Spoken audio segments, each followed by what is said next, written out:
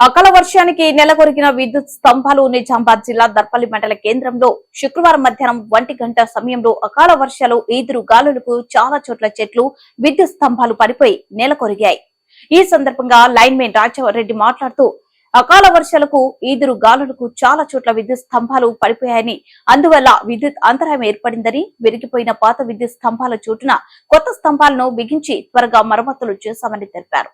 ఈ కార్యక్రమంలో line men Rajareddy, Prashanth, నందు తదితరులు పాల్గొన్నారు.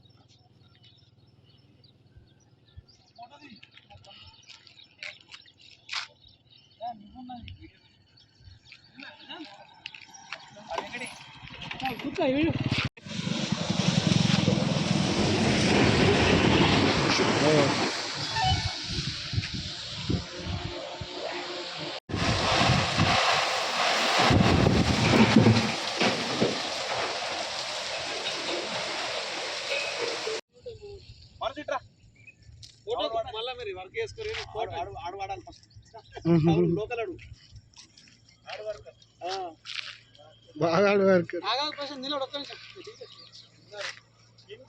చేసినప్పుడు అందరూ ఉండాలి.